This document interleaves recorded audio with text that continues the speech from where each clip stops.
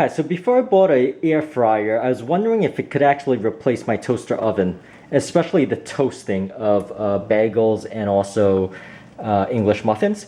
So I am going to show you here that it actually can toast English muffins and bagels, and it actually does it pretty well. So you could see here, I am going to put half of each and then afterwards compare it and show you the details. So let me go ahead and pull out my air fryer here. And what I'm going to do is put one side of the bagel. And the reason why I do this is I want this side to be the crunchy side. And the air is going to blow, the hot air is going to blow down. It's going to come up through the slits here. And it's actually going to toast the bottom also. So there is my bagel. And that's half of the English muffin here.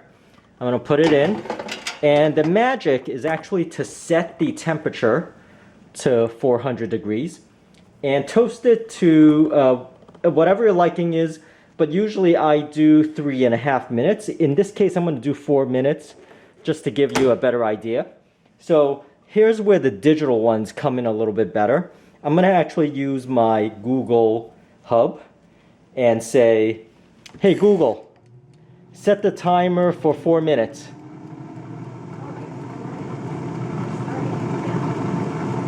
So you've noticed I set my timer to, a little bit over 4 minutes. I'm going to use my Google Hub. It's going to tell me when 4 minutes is up. And also here I have it at 400 degrees. I am not preheating anything. And, I'll show you what happens next. So I got 10 seconds remaining on my Google Hub timer, and that's going to ring soon. So there's where the digital comes in handy. You actually have the countdown on the digital versus these twist buttons. So that's my Google Hub. Google stop.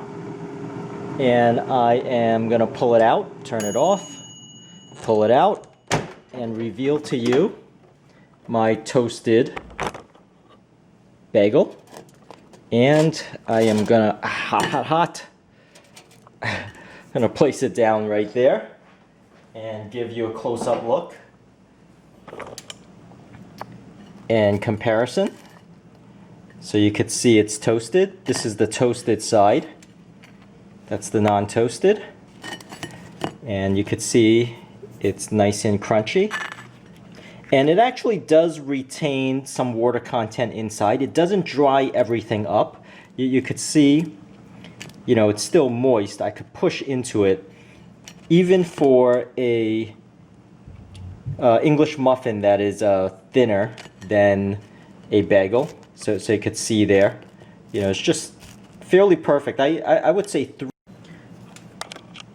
So it's fairly perfect here, just the 3.5 minutes to 4 minutes at 400 degrees. And once again, these are the untoasted, and this is the toasted. And let me flip this over so you can see the darker sides. You can't necessarily tell all that well. But you see, it's nice and soft too, just with a layer of crispiness right there. So the toasting is possible on your air fryer here. It does replace the toaster oven functionality of the toasting. Now I've also put the other one in and I've toasted it. So just to give you a better look at how it is, both sides toasted. And that's my Google timer there. Google stop. So, just an up close look. It's just everything you would expect in just a, ouch, it's kind of hot, in a toasted bagel.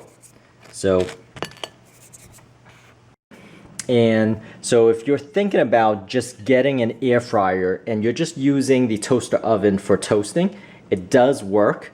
And I would argue that it actually works better than the toaster oven because over time it doesn't have the crumbs at the bottom of the toaster oven that you always have to clean out.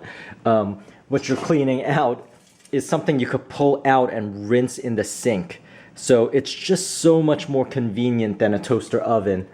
And it bakes a lot better than a toaster oven. So every sort of meat dish that you could do with the toaster oven, you can do with the air fryer in addition to toasting. And you could even do a small little pizza. So you can't necessarily do a 12-inch